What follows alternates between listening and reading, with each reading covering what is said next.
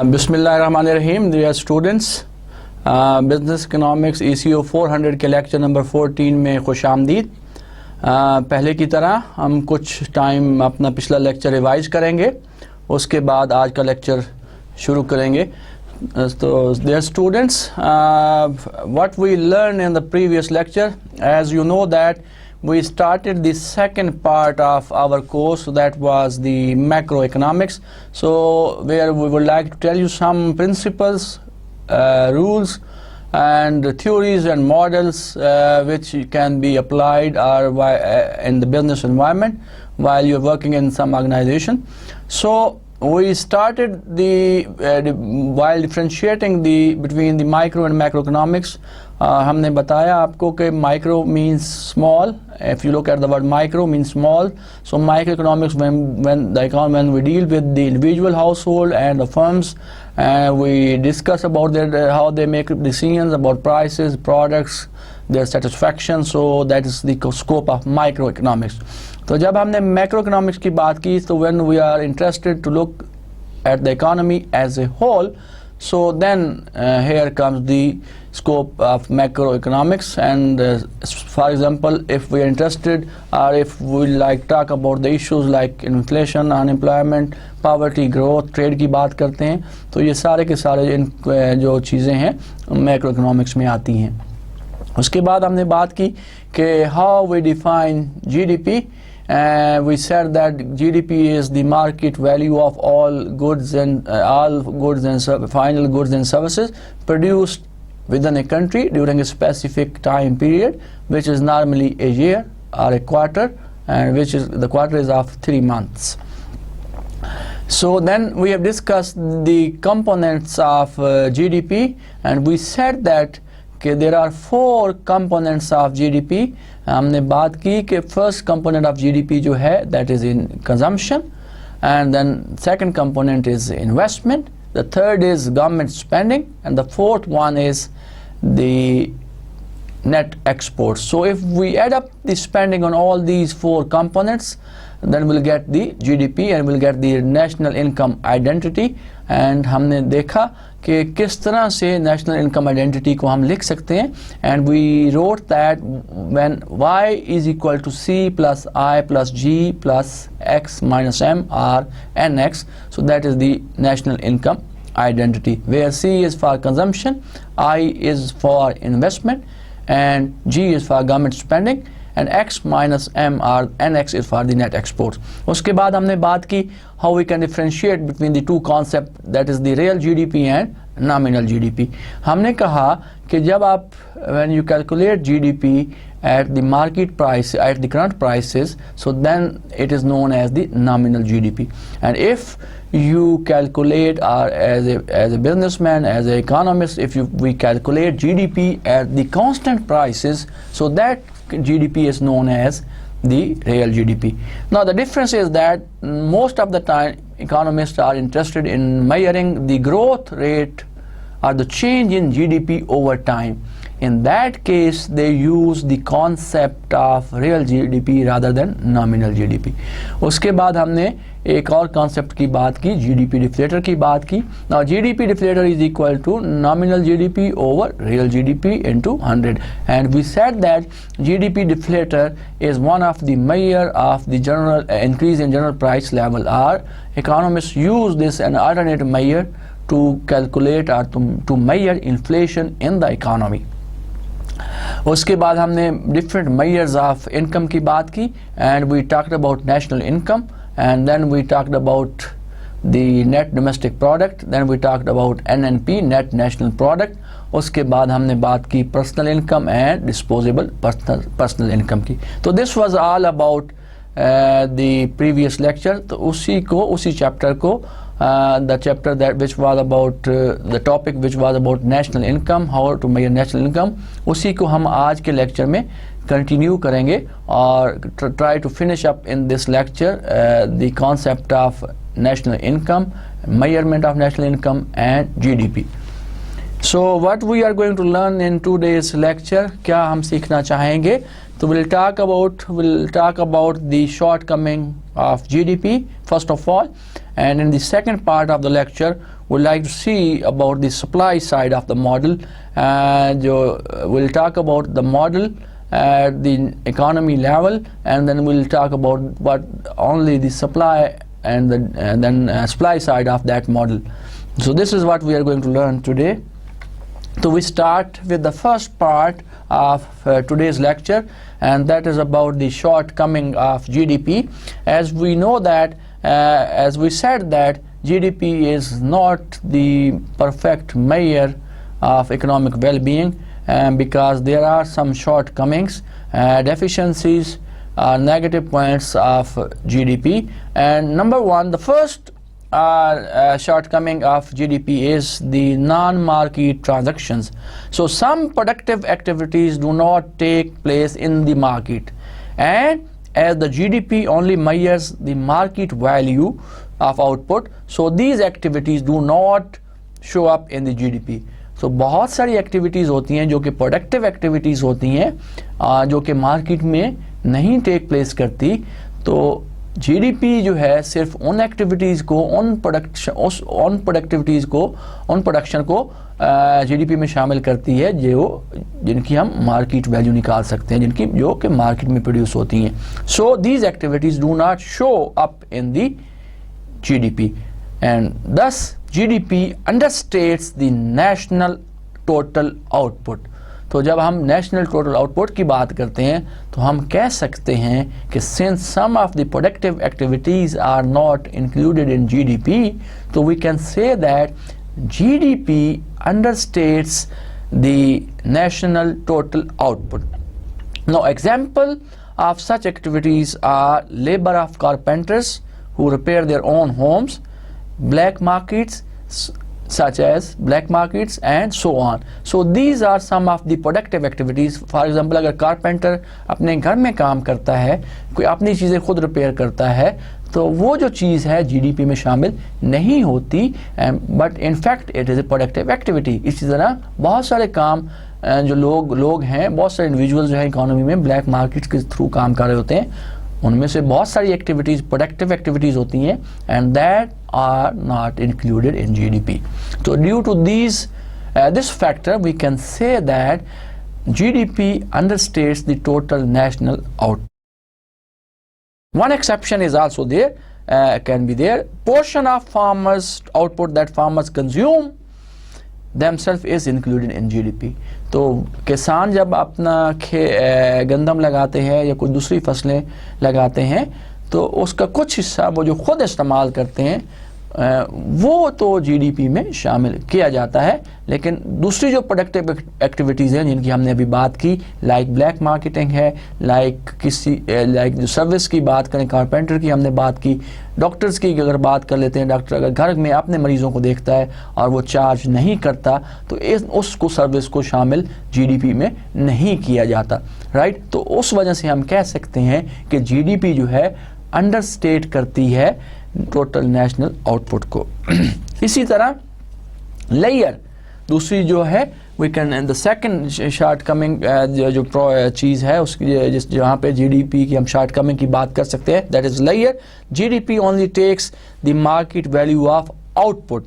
Therefore लेयर that within bracket paid vacations, holidays, leave time which shows increase of well-being, satisfaction and income, psychic income is excluded in the GDP. तो layer जो है in the form of paid vacations की जब हम बात करते हैं, हॉलीडेज की बात करते हैं, लीव टाइम की बात करते हैं, तो ये जो चीज़ें हैं एक जो वेल बीइंग है सोसाइटी की, इंडिविजुअल्स की, उसको इम्प्रूव कर रही होती हैं, कंट्रीब्यूट कर रही होती हैं. But these sort of activities are not including in the GDP. So this could be another shortcoming of GDP.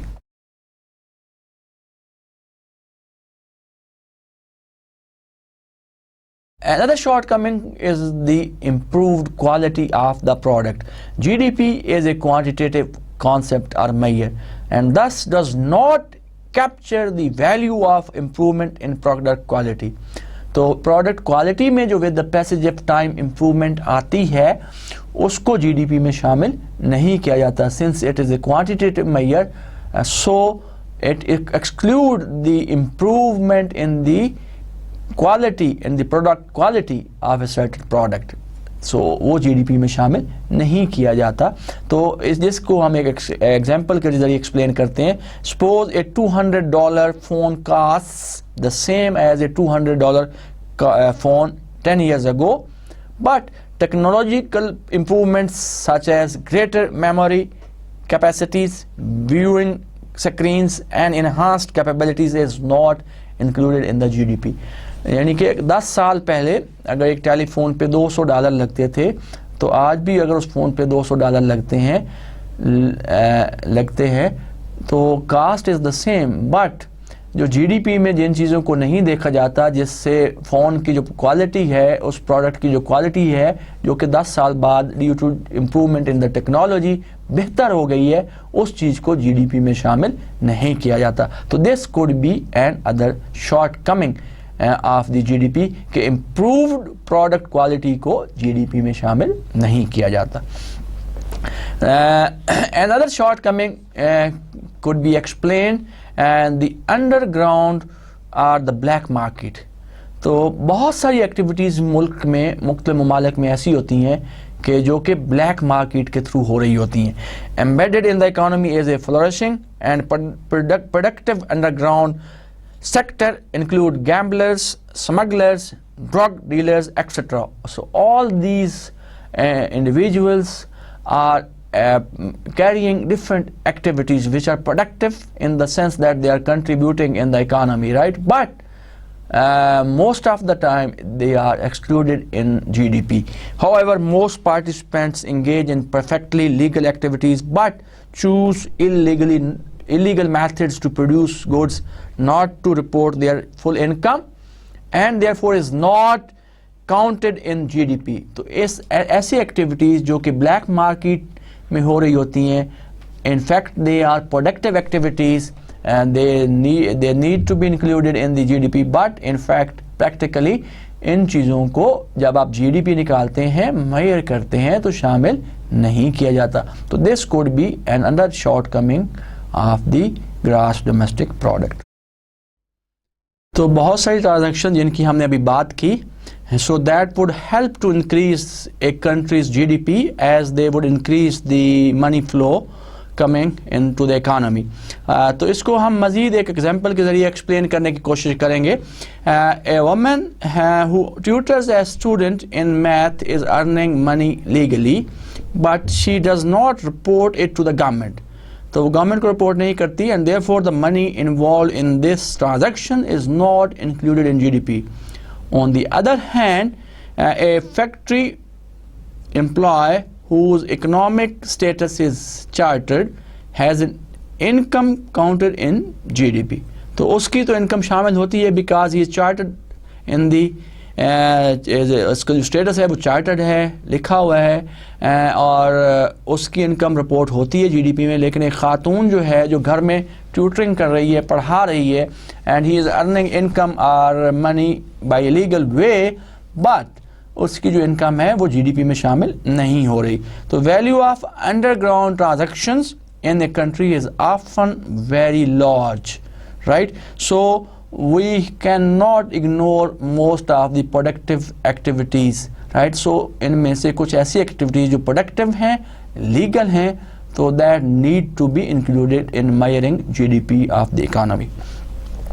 उसके बाद हमें कुछ और शॉर्टकमिंग्स की बात करेंगे या पॉजिटिव चीज़ों की बात करेंगे कि जो कि जीडीपी को इफ़ेक्ट करती हैं, लेकिन उनका जीडीपी को कैलकुलेट करने के वक्त उनका ख्याल नहीं रखा जाता, उनको निकाला नहीं जाता, उनको एक्सक्लूड नहीं किया जाता। लाइक हम बात करेंगे अभी जीडीपी एंड द एनवायरनमेंट की।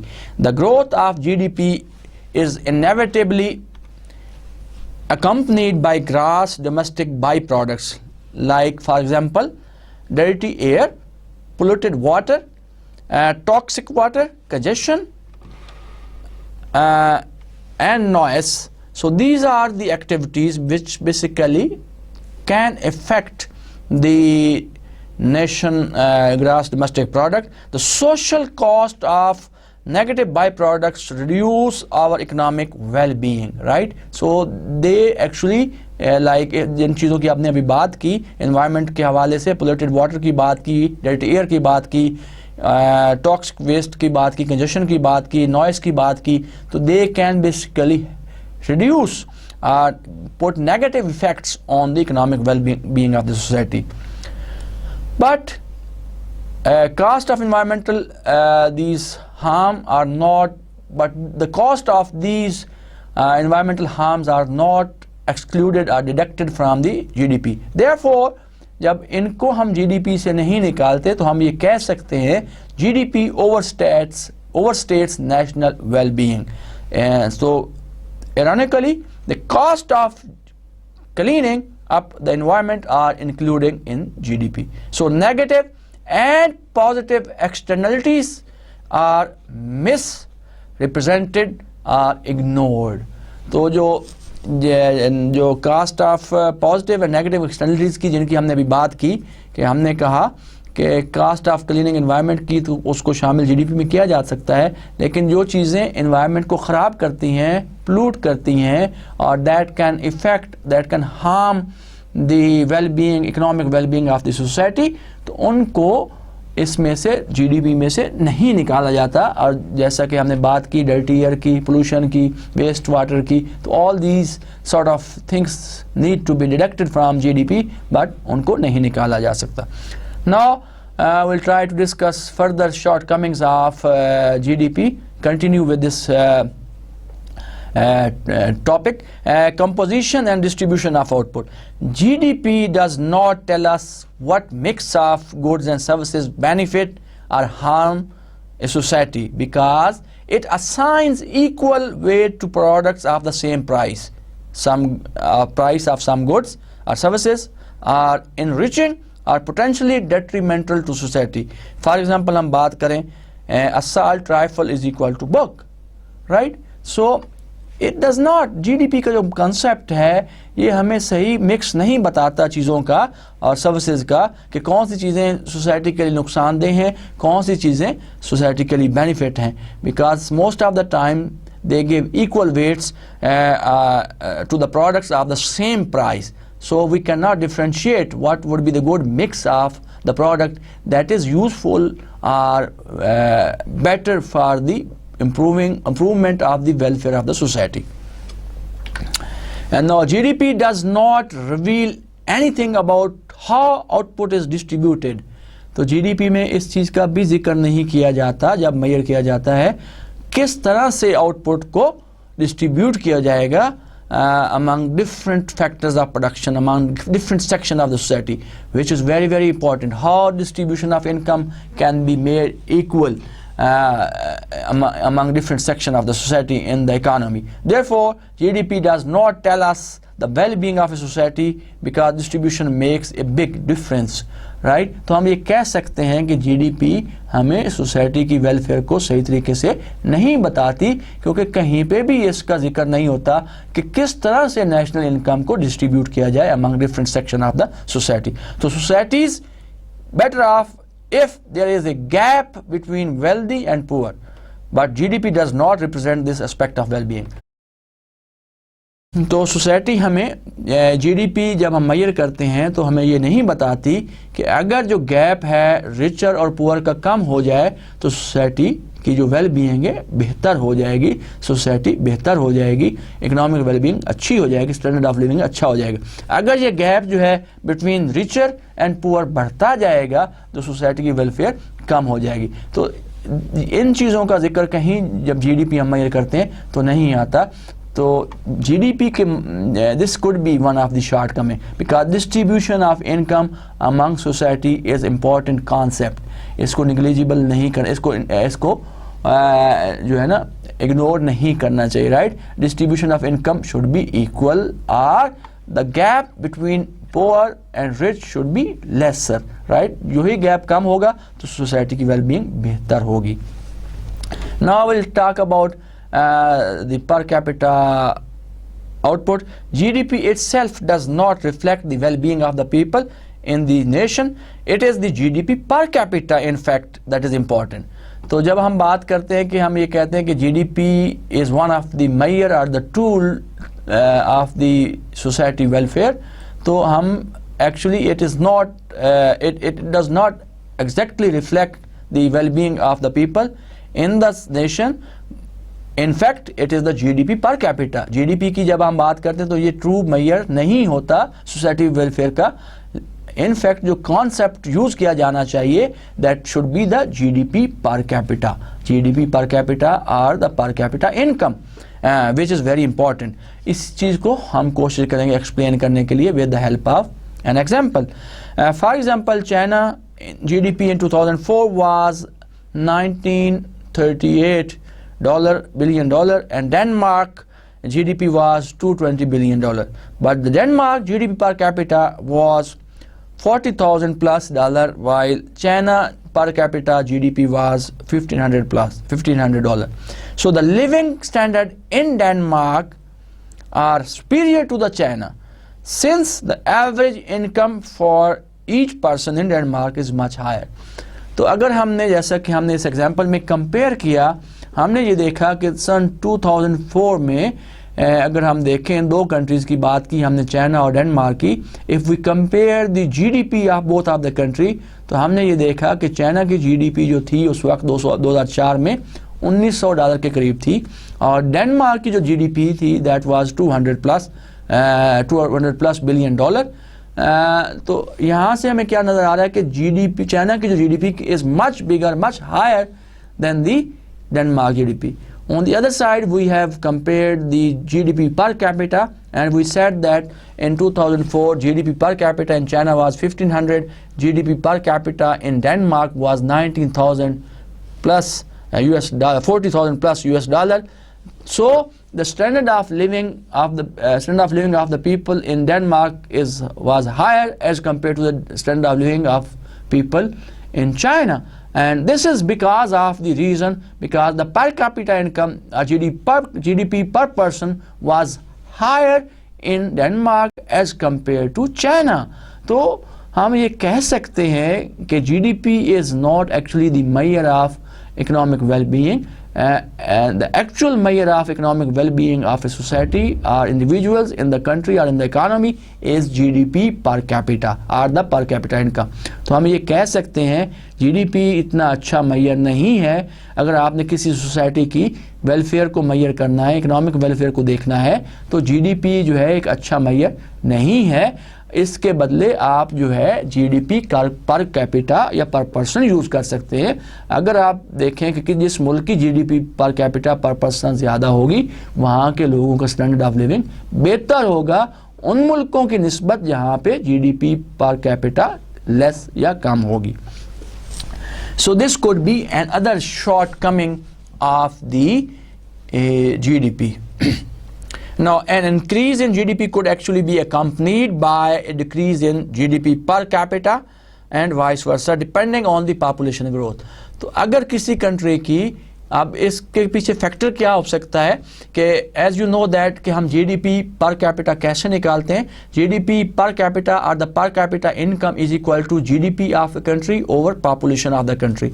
तो पॉपुलेशन पे बहुत डिपेंड करता है. अगर किसी मुल्क की पॉपुलेशन ग्रोथ ज़्यादा है या पॉपुलेशन ज़्यादा बढ़ रही है, लोग ज़्यादा हैं और जीडीपी इतनी ज़्यादा नहीं है, तो उसकी जो पर कैपिटा जीडीपी है वो कम होगी. तो that is very very important. So जहाँ पे पॉपुलेशन का ग्रोथ ज़्यादा होती है as compare to the growth in GDP, so those countries have less per capita GDP, and that can of course reflect on the standard of living of the people of the society in that particular country. Non-economic sources of well-being. We will continue with the shortcoming of GDP. So we'll try to explain another shortcoming of GDP. Just as household income does not measure its total happiness, nation GDP does not measure its total wellbeing. तो जैसे कि हम कहते हैं कि एक household की total income जो है उसकी टोटल मैयर और या उसकी टोटल खुशी को मैयर नहीं कर सकती, इसी तरह हम कह सकते हैं a nation GDP does not measure its total wellbeing of society.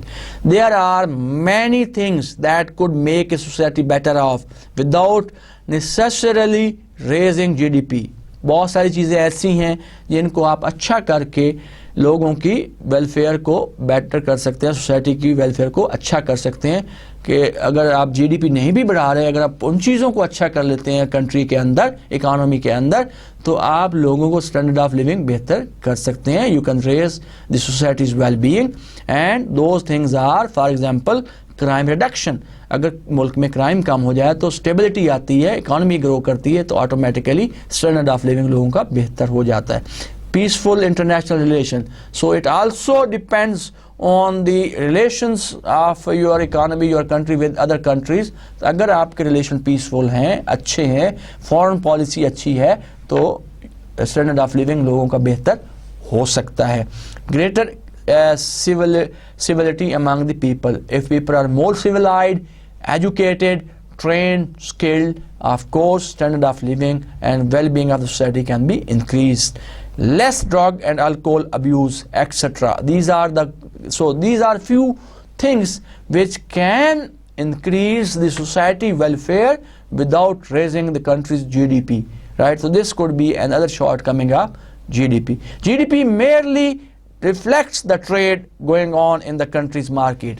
So trade का कोई जिक्र नहीं हुआ। जीडीपी की जब हमने बात की, हमने देखा कि हमने कहा कि जीडीपी के 4 कंपोनेंट है, कंजम्पशन है, इन्वेस्टमेंट है, गवर्नमेंट स्पेंडिंग है एंड नेट एक्सपोर्ट है। But we have not talked about the trade which is being conducted are taken in the country. Basically within the country भी बहुत सारी trade हो रही है, चीज़ें एक शहर से दूसरे शहर में जा रही होती हैं।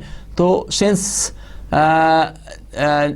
since the GDP basically reflect the production of goods and services produced in within the country, तो domestic trade की भी बात बहुत ज़रूरी है। So that could also help to improve or increase the GDP and also help to improve the economic well-being of the society.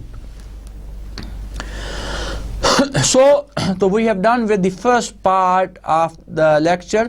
तो जहाँ पे हमने बात की कि there are lot of we have discussed so many shortcomings in GDP, जिनको GDP में शामिल कुछ चीज़ों को हमने बात की, कुछ ऐसी अशिया हैं, कुछ ऐसी एक्टिविटी हैं जिनकी आउटपुट और एक्टिविटीज़ को GDP में शामिल किया जाना चाहिए, और हमने कुछ ऐसी एक्टिविटीज़ की भी बात की कि जिनको GDP में शामिल नहीं किया जाना चाहिए, एक्सक्लूड करना चाहिए। तो these were some of the shortcoming which a country must consider while calculating or measuring the gross domestic product.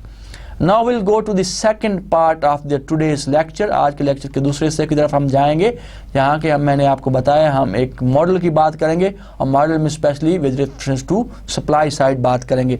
Now suppose we assume that जिस मॉडल की हम बात करने जा रहे हैं, it is a closed economy, it is not an open economy, right? But closed economy means there is no, we are excluding the international trade और foreign investment, and it is a market clearing model. So the market basically the forces clear the market, like demand and supply of goods, demand and supply of labor. So we'll talk about a closed economy model, and we have to look at the supply side as well as on the demand side. On supply side, what we are going to see that factor markets, आप factors की supply की बात करेंगे और उनकी demand की बात करेंगे, and then we'll see that what will be the price of those factors, and then after that we'll try to see distribution of output and income among different factors of production जो कि use किए जाते हैं in the process of production to produce goods and services for the economy. So when we talk about demand side, so we'll see the determinants, we'll try to see the determinants of consumption, investment and government. So, and then try to determine equilibrium in the market, in the goods market and in the factor market. So this is what we are going to learn in the second part of the lecture. Now we start from the supply side. So when we discuss the supply side, first of all, जो पहली सबसे चीज़ आती है supply side पे, that is factors of production. कौन से factors हैं, कौन से ऐसे पैरामीटर्स हैं जो कि यूज़ किए जाते हैं प्रोडक्शन के लिए, चीज़ों को प्रोड्यूस करने के लिए। सबसे पहला जो factors of production that is capital. Capital is equal to tools, capital, machines and structures used in the production process. And labor is the labor supply, the physical and the mental efforts of the worker. So we use these two factors of production, K and L, and produce goods and services. So we can write a production function in the form like Y is equal to KL. So production function कैसे लिख सकते हैं हम? Y Now production function can be written as, जैसा कि आपको नजर आ रहा है, y is a function of capital and labor. So it shows, production function shows the output y is the economy can produce from k units of capital and l units of labor. So production function ये हमें बताता है कि अगर economy इतने units capital के लगाए and इतने यूनिट्स लेबर के लगाए तो it can produce certain quantity of output and of course they use certain level of technology जिसको normally हम A से show करते हैं। तो technology is also a factor which can be considered during the production process, and sometime it exhibits constant return to scale. Now what we mean by constant return? If the increase in output is the same or equal as we increase the input as to increase in the output, then we can say that the economy is earning constant return to scale. तो अगली slide में हम detail में बात करेंगे कि कब हम कहते हैं कि इकोनॉमी में इंक्रीजिंग रिटर्न टू स्केल है, डिक्रीजिंग रिटर्न टू स्केल कब होते हैं, and when there are constant return to scale.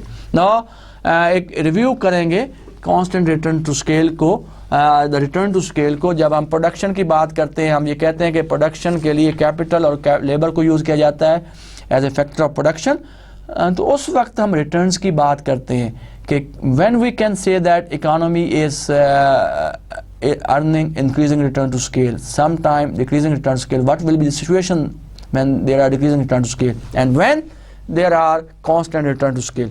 Initially we start and we can write production function अगर जैसा कि आपको नज़र आ रहा है y1 is equal to f into k1 l1.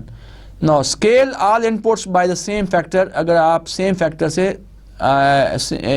all inputs को बढ़ाते हैं, like suppose k2 is equal to zk1 and l2 is equal to zk2 and if z is equal to 1.25 then all inputs are increased by 25%. तो यहाँ पे हम ये बात करें कि हमने स्टार्ट किया कि अगर production function is equal to k1 l1 है और हम इनपुट्स को सेम स्केल से बढ़ाते हैं and that same scale is z and if z is equal to 1.25%, तो हम ये कह रहे हैं कि all inputs are increase by 25%.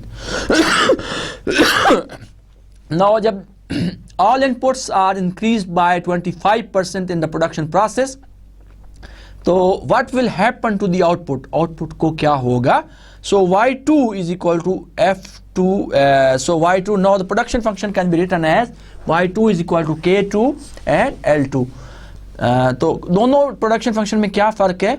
जो पहला प्रोडक्शन फंक्शन था उसमें k1 units of capital use हो रहे थे and l1 units of labor to produce y1. Now k2 units of capital are used and l2 units of labor are used to produce y2 units, and we said that we suppose that all inputs are increased by 25%.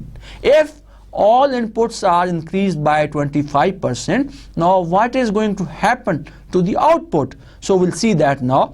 If constant return to scale, जब हम कहेंगे कि there are constant return to scale, so then y2 will be equal to 2y1. Why? Because all inputs are increased by 25%. So all inputs are increased by z, and z is equal to 1.25. So we have increased all of the inputs by 25%. So we can say that if there are constant return to scale in the economy, then Y2 is equal to ZY1. If we say there are increasing return to scale, then Y2 will be greater than 2Y1 ZY1.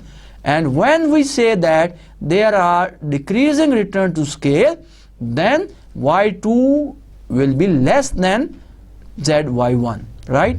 तो आप इसी चीज़ को हम दूसरे अल्फाज में explain कर सकते हैं. जब हम ये कहते हैं कि there will be constant return to scale, then the output will increase by the same percentage as we have increased the input. So जैसा कि यहाँ पे हमने कहा कि all inputs are increased by 25%.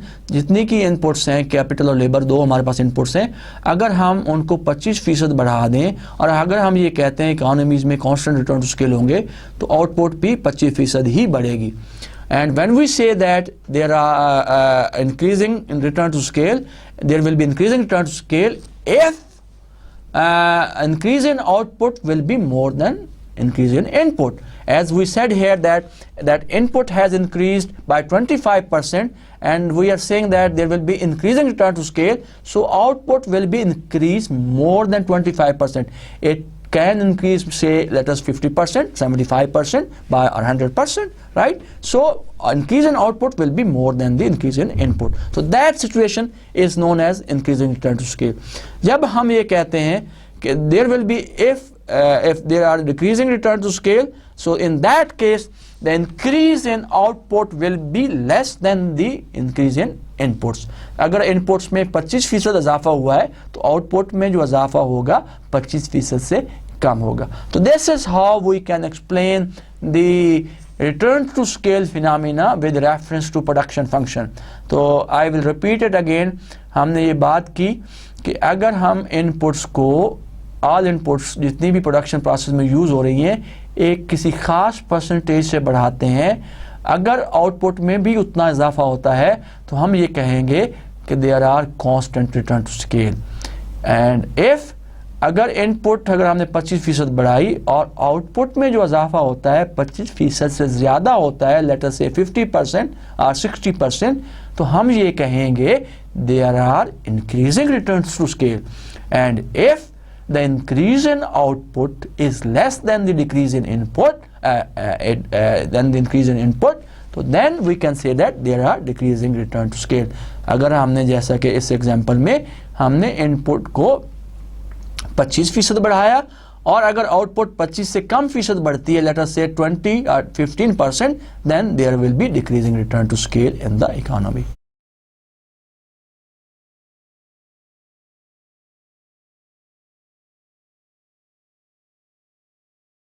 We'll continue with the supply side and determining GDP की बात करेंगे. Output is determined by fixed factor supplies and the fixed state of technology. So we can determine the output with the fixed unit of factors of production, capital and labor both, as well as fixed state of and technology. And that production function can be written as y bar is equal to f into k bar L bar. तो बार जो है यहाँ पे show कर रहा है कि capital is fixed, labor is fixed, and then output is also fixed, which is determined with the help of fixed capital and fixed units of labor. जैसा कि मैंने बताया तो यहाँ पे हम distribution of national income की बात करेंगे. So how the income is distributed? So determined income is distributed among different factors of production which are used in the production process, and this distribution is determined by factor pricing, the price per unit that firms pay for the factors of production. As we know that the wage is the price of labor and the rental rate is the price of capital. Notations that can be used or that we are using here or will use in the subsequent lecture or chapters. W is normally for the nominal wage, capital R is for the nominal rental rate, capital price is for the price of output. तो जब हम capital की बात करते हैं तो जितने भी हम चीज़ें हैं जितने भी वेरिएबल हैं उनको नॉमिनल हम कहते हैं कि when W is capital it means nominal wage, when we talk about R it means nominal rental state, and when we talk about price it is the price of output. When we divide W, that is the wage, by price, that will become real wage, और इसको हम small w से जाहिर करते हैं.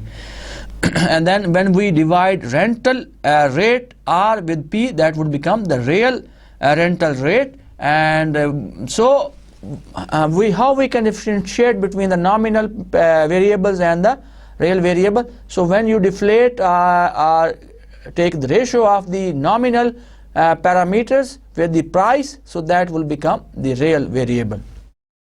Now how factor prices are determined? Factor prices are determined by the supply of the factors and demand in the factors market.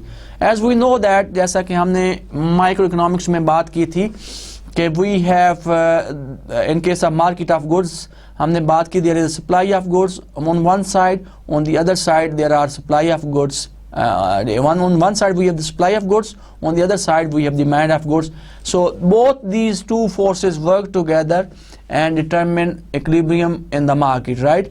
Similarly, in macroeconomics we have the factor market.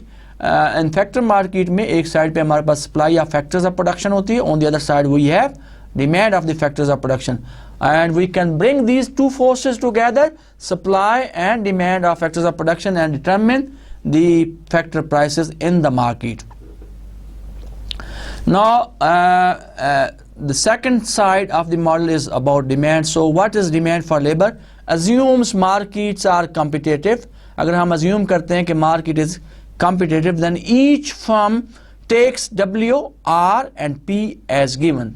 तो जैसा कि हमने अभी explain किया था market structure में कि जब मार्केट कॉम्पिटिटिव होती है तो then each firm will assume that wages are given, or the rental rate is given, and the price of output is also given. So basic idea behind this assumption is that a firm hire each unit of labor if the cost not exceed the benefit.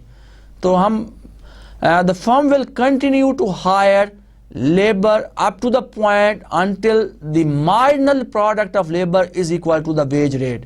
The price जो है उसकी that should be equal to the cost of the labor, right? So we can say that cost is equal to real wage, so benefit is equal to marginal products. So until the firms will continue to hire the labor till the point where wage will be equal to the marginal product of labor. So this is how we can determine the demand of the labor. तो firms उस वक्त तक labour demand करती है जब तक उसकी जो प्रोडक्टिविटी है, मार्जिनल प्रोडक्टिविटी है, वो वेज के और द प्राइस ऑफ लेबर के बराबर होती है. And we have already explained the concept of marginal productivity in detail. It is the extra output of the firm can produce using an additional unit of labor holding other input constant or fixed. So we can say that marginal product of labor is equal to FKL plus 1 minus FKL. Now FKL plus 1 means capital is fixed, is the same as we have used in the previously, but we have just added one more unit of labor. So minus the product previous product output. So if we subtract these two, we'll get the marginal product of labor. इसको मैं दोबारा एक example के ज़रिए आपको explain करता हूँ the concept of marginal product of labour. अगर हम ये कहें कि capital is fix, suppose 100 units of capital, and हम ये कहते हैं कि अगर if the firm employ 20 units of labour and 100 units of capital, they produce 1000 unit of a certain product. तो हमने क्या कहा कि अगर 100 यूनिट कैपिटल के यूज़ करता है और 20 यूनिट लेबर के यूज़ करता है और फर्म प्रोड्यूस करता है 1000 unit of a certain product. Now suppose capital remain fix eight 100 units of capital and if the firm uses 21 units of labor instead of 20 units. So how much is the change in total output or the product output? So suppose from 1000 to 1100. Now how much is the change in total to output due to one extra unit of labor? That is 100. So that 100 is known as the marginal product of labor. तो एक additional मजदूर की वजह से, एक additional worker की वजह से capital जब fix रहा तो output में जितना इजाफा हुआ, that is known as the marginal product of labor. And we have said that the firm will continue to hire more labor till the point wage will remain equal to the marginal productivity of the labor. So we can explain this concept of marginal productivity of labor and with the help of production function curve. As we know that we have already drawn this in the previous lectures. दोबारा इसको draw करते हैं और explain करते हैं, relate करते हैं with marginal product of labor. On y-axis we are measuring total product. On x-axis we are measuring labor. So we have a production function curve which is positively sloped, which shows that if we hire more labor, continue hiring more labor, output will increase. Initially reaches its maximum, and then after that point when the total product is maximum, and if the firm continue to hire or use more labor in the production process, output start declining or falling after that point. And the slope of production function, that is the change in labor, change in output due to change in labor, is known as the marginal product of labor. As more labor is added, MPL is going down. So slope of the production function is known as the marginal product of labor. तो जैसा कि आप as soon as you can continue to add more labor in the production process to produce more product, the marginal products will continue to decline. Total output तो बढ़ेगी, लेकिन उसकी जो marginal product है हर additional unit की वो कम होगी. So this is how we can explain the relationship between total product and marginal product and the slope of production function.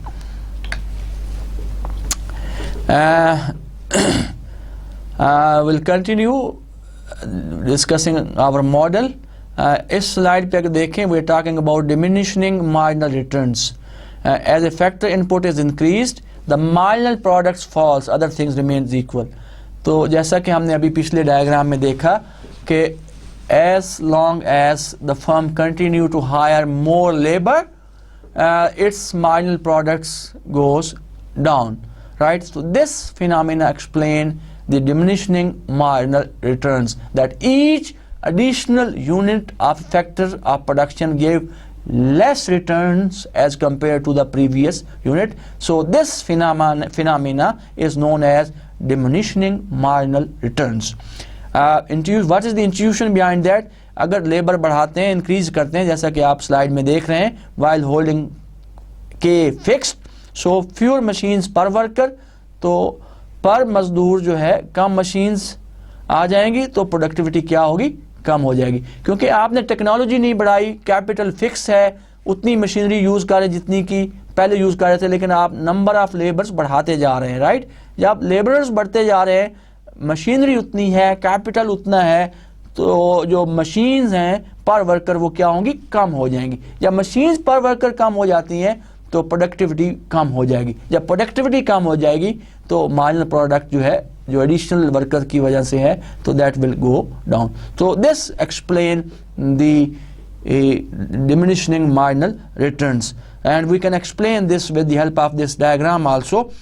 We are measuring units of output on y-axis, जैसे कि आपको graph में नजर आ रहा है, और on x-axis we are measuring L units of labor. So we have drawn the demand curve, which is also known as the marginal product curve, जो कि हमें बता रहा है कि as long as firm continues to hire more labor in the production process when capital remain fixed, so जो each additional unit है वो less productivity देगा as compared to the previous unit, और marginal product fall करना शुरू कर जाएगी, and we have negatively sloped demand curve, which is the marginal, which is also known as the curve of marginal productivity of labor. तो हमने क्या नतीजा खर्च किया because of law of diminishing returns से, कि हमने कहा कि अगर हम एक फैक्टर विच इज़ कैपिटल उसको फिक्स रखते हैं और प्रोडक्शन प्रोसेस में टोटल आउटपुट को बढ़ाने के लिए फर्म ज़्यादा से ज़्यादा यूनिट लगाता जाता है प्रोडक्शन प्रोसेस में, तो ईच एडिशनल यूनिट हमने ये कहा कि लेस प्रोडक्टिविटी देगा as compare to the previous unit, और मार्जिनल प्रोडक्टिविटी फॉल करना शुरू कर जाती है, and this is known as the diminishing marginal returns. So we got the negative sloped marginal productivity curve, as well as which is also known as the demand curve of labor. So similarly we can explain the determining the rental rate, जैसा कि हमने marginal price of labor determine की. Similarly we can determine the price of rental rate. So we have just seen that MPL is equal to W over P. Firm will continue to hire labor, will continue to use labor until the marginal product of labor is equal to its wage rate, real wage. So same logic shows here that the firm will continue to hire capital until marginal product of capital will be equal to the real rental rate. So as we have explained the phenomena of diminishing marginal returns of labor, similarly we can explain the diminishing marginal returns to capital. यूं ही एक firm जो है more and more capital use करती है production process में, तो उसके returns जो हैं एडिशनल यूनिट्स के कैपिटल के वो कम होते हैं. It means marginal productivity of capital declines as more units of capitals are used in the production process. So the MP curve is the firm demand curve for rental capital. It is also negatively sloped. So firm maximize profit by choosing K units, such K units of capital at which MPK will be equal to R over P, that is the real rental price.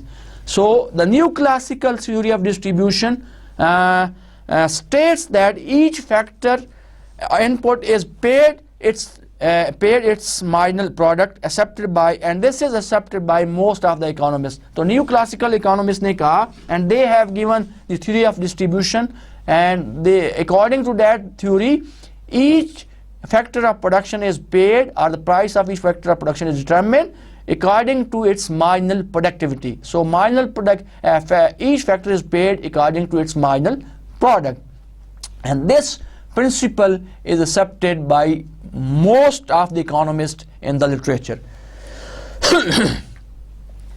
Now how income is distributed, we will continue that. So what will be the total labor income?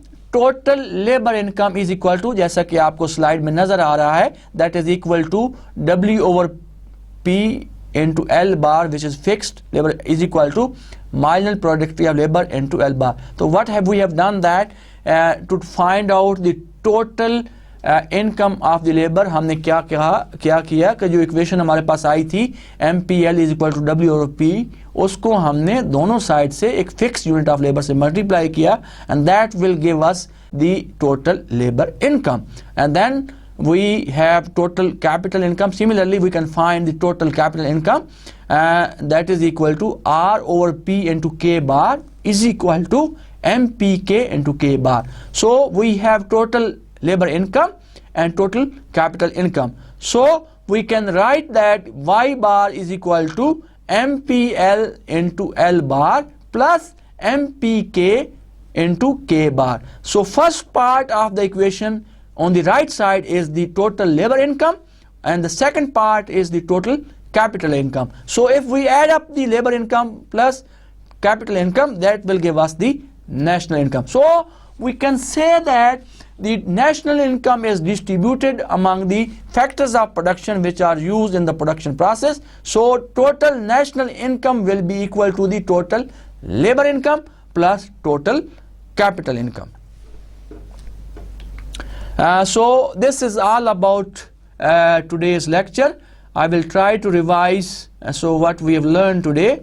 So in the first part of the lecture, I explained to you the shortcoming of GDP. GDP की हमने पिछले lecture में बात की थी कि GDP is important factor which determine the welfare of economic welfare of the society, हमने बात की कि कैसे इसको मेजर किया जा सकता है। तो आज के लेक्चर में हमने ये देखा कि there are certain shortcoming of GDP. हमने देखा कि there are lot of shortcoming, बहुत सारी ऐसी एक्टिविटीज़ हैं जो कि जीडीपी में शामिल होनी चाहिए जब आप जीडीपी निकाल रहे हों, और बहुत सारी ऐसी एक्टिविटीज़ हैं कि जो कि जीडीपी में शामिल नहीं होनी चाहिए। You need to exclude those things from GDP, and then you can say that GDP is a perfect measure of economic well-being of society।